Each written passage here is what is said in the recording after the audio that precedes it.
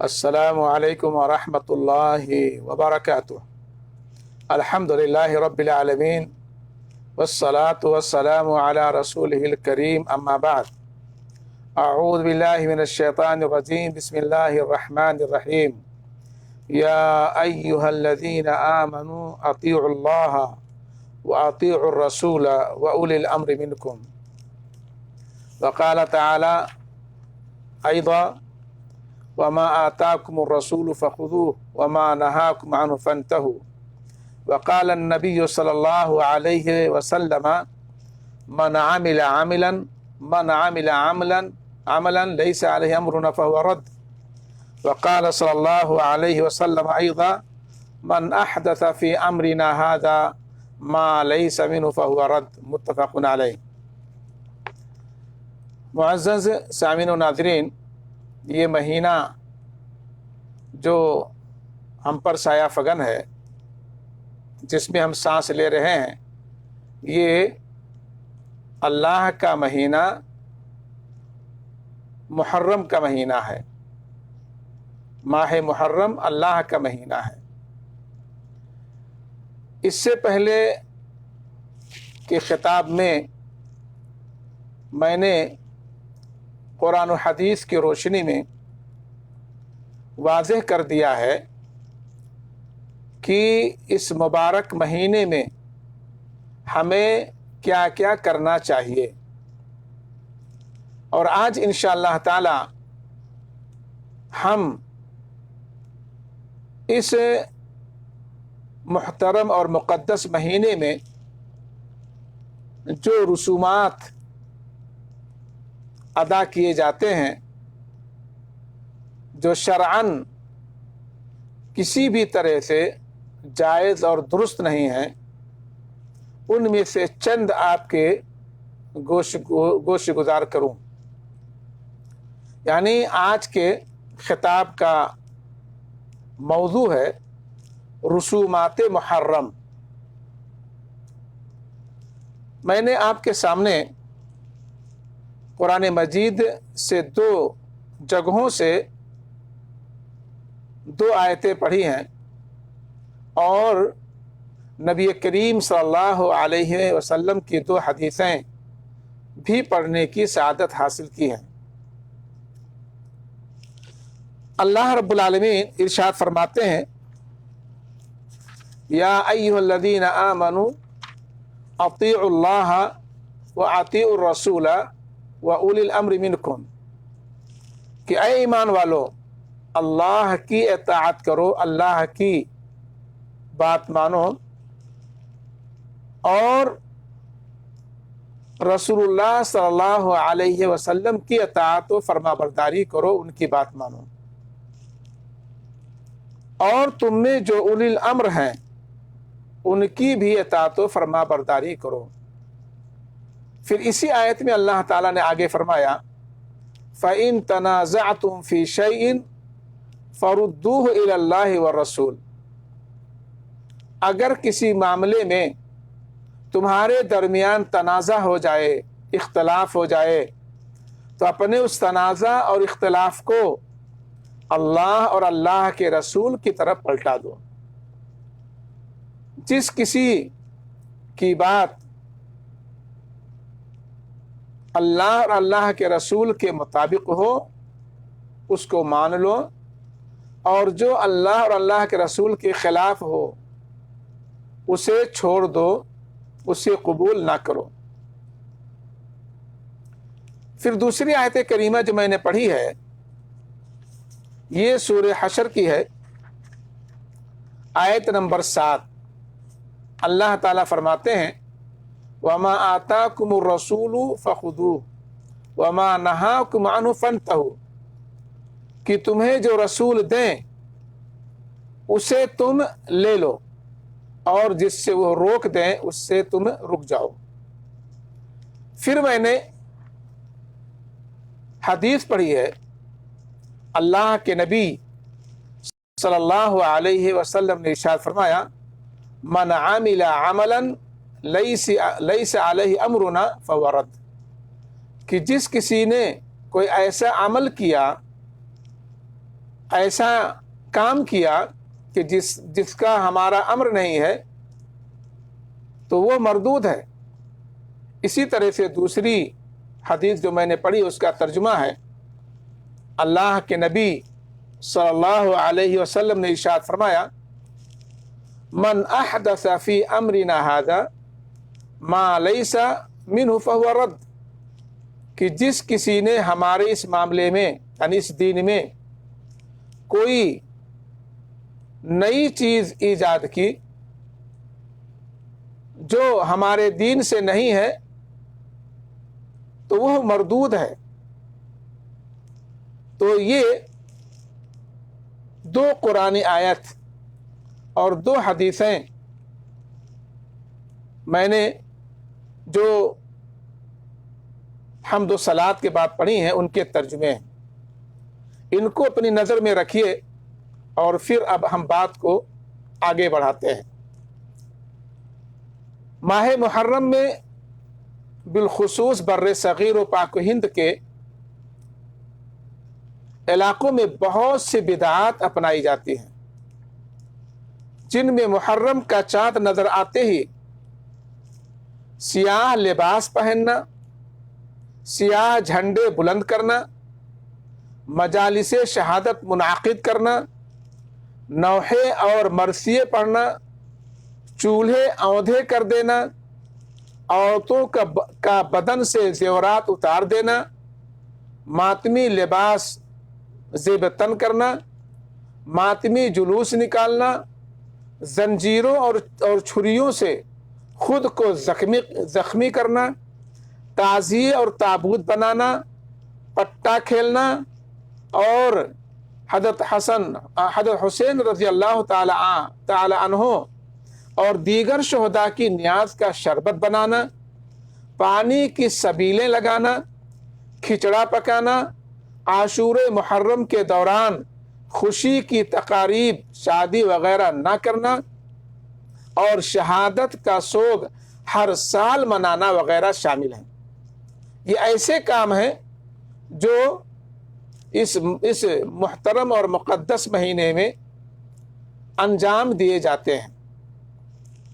معلوم ہونا چاہیے کہ ان بدعات کے مرتکب افراد ان تمام کاموں کو باعث ثواب جان کر انجام دیتے ہیں، اور یہ سمجھتے ہیں کہ ان امور میں سے اگر کوئی ایک امر بھی ان سے خطا ہو گیا تو مذہب ہی ہاتھ سے جاتا رہا۔ اس کی مثال تعزیہ بنانے والے حضرات سے دی جا سکتی ہے۔ ان کی ایک بڑی تعداد مشرکو بدعتی اور بے نمازی و بے روزہ دار ہے، لیکن انہیں اس بات کی مطلق فکر لاحق نہیں ہوتی کہ فرائض اسلام ترک کر دینے پر یہ اللہ کے سامنے کیا جواب دیں گے، لیکن تعزیہ بنانے کی فکر انہیں ماہ محرم کی آمد سے بہت پہلے لگ جاتی ہے۔ جو تعزیہ پشتہا پشت سے ان کے یہاں بنتا چلا آ رہا ہے وہ ہر حال میں بنے گا، جبکہ نہ وہ فرائض اسلام میں داخل ہے اور نہ سنت رسول صلی اللہ علیہ وسلم ہے، اور نہ طریق صحابہ کرام رضی اللہ عنہم ہے، نہ مزعومہ ائمہ اربعہ سے اس کا جواز ثابت ہے، نہ بزرگان دین سے یہ رسم قبیح ثابت ہے۔ صرف تعزیہ ہی کیا، محرم کی رسومات میں سے ایک بھی رسم ایسی نہیں جو کہ قرآن و حدیث سے ثابت ہو۔ پھر کیوں کر نہ کہا جائے کہ یہ رسومات سراسر بدعات ہیں اور ان کے مرتکب دوزخی ہونے کے خطرے میں مبتلا ہیں، جب تک ان بدعات سے توبہ نہ کر لیں۔ برادران اسلام، میرے مخاطب صرف اور صرف میرے وہ سنی مسلمان بھائی ہیں جو کہ بدعات کے جھمیلوں میں گھرے ہوئے ہیں۔ رسومات محرم کے نام سے جو بدعات میں نے پہلے ذکر کی ہیں ان میں اس بات کا بالخصوص التزام کیا ہے کہ وہ بدعات گنی جائیں جن میں سنی بھائی لا علمی، کم عقلی اور جہالت کے سبب مبتلا ہو گئے ہیں۔ کسی دوسرے مکتب فکر پر اس خطاب کو اعتراض نہ سمجھا جائے۔ بہت سے سنی بھائی بہن رافضی حضرات کی دیکھا دیکھی اور کچھ ان کے وسیع پروپیگنڈے کا شکار ہو کر مذکورہ بالا بدعات کا ارتکاب کیا کرتے ہیں۔ جاہل سنی گھرانوں میں محرم کی 10 تاریخ کو چولہے اوندھے کر دیے جاتے ہیں۔ نو بیاہی عورتیں عاشورہ اپنے اپنے میکے میں گزارتی ہیں۔ شہادت حسین کے غم میں زیورات کا پہننا ترک کر دیتی ہیں۔ عاشورہ کے جلوس میں روافض کے جلوس سے آگے سنی عوام کے تازیوں کا جلوس ہوتا ہے۔ اسی طرح ان کے جلوس کے پیچھے سنیوں کا ماتمی جلوس ہوتا ہے، جس میں پٹا بازی اور منہ سے آگ نکالنے اور تلوار بازی وغیرہ کے تماشے کیے جاتے ہیں۔ کچھ سنی باقاعدہ ماتم شہداء بھی کرتے ہیں، تعزیوں پر علم چڑھاتے ہیں۔ ان کے نیچے سے بچوں اور بیماروں کو گزارا جاتا ہے، جبکہ یہ رسم بت پرستی سے کسی طرح کم نہیں۔ سب سے زیادہ افسوس کی بات یہ ہے کہ جو لوگ کربلا کا فسانہ اور شہید مظلوموں کی خود ساختہ داستانیں اور ان پر پانی بند ہونے کے جھوٹے قصے سناتے ہیں، وہی محرم کے مہینے میں شربت کے مٹکے اور کھچڑے کی دیگیں کھا پی کر اپنی تودے بڑھا رہے ہیں۔ حالانکہ ان کے دلوں میں اگر ان بزرگوں کی محبت ہے تو انہیں بھی یہ دن بھوکے اور پیاسے رہ کر گزارنا چاہیے۔ اسی طرح ان کے بیان کردہ افسانوں کے مطابق انہیں عاشور محرم کے دوران شادیاں بھی کرنی چاہیے، جیسا کہ قاسم رحمہ اللہ کی مہدی خود انہی کے بقول کربلا کے میدان میں شب عاشورہ میں لائی گئی تھی۔ عقل کے اندھوں کو یہ بھی نہیں معلوم کہ دولہا اور دلہن کی رسم مہدی ایک خالصتاً ہندی رسم ہے۔ عرب علاقوں میں آج بھی مہدی نام کی کوئی رسم نہیں پائی جاتی۔ اس مہدی کے سلسلے میں ملیدہ بنتا ہے جو سنی جوہلا تعزیوں پر چڑھاتے ہیں۔ حضرت حسین رضی اللہ تعالی عنہ اور دیگر شہداء جو کربلا کے میدان میں خود ان روافض ہی کے ہاتھوں قتل ہوئے، اپنے مظلومانہ قتل کے سبب شہید کہلائے جاتے ہیں۔ قرآن و حدیث کے نصوص کی روح سے شہداء کو حق تعالیٰ نے حیات جاودانی عطا فرماتا ہے۔ حق تعالیٰ حیات جاودانی عطا فرماتا ہے۔ اسلام میں کسی بھی شخص کی موت یا شہادت پر 3 دن سے زیادہ کا سوگ نہیں، سوائے بیوہ عورتوں کے۔ وہ اپنے خاوند کی اموات و شہادت پر 4 مہینہ 10 دن کا سوگ کرتی ہیں، پھر اس سوگ کا ہر سال اعادہ نہیں کرتی، بلکہ مگر ہمارے نادان سنی بھائی ہر سال روافضی حضرات کی دیکھا دیکھی شہدائے کربلا کا سوگ مناتے ہیں۔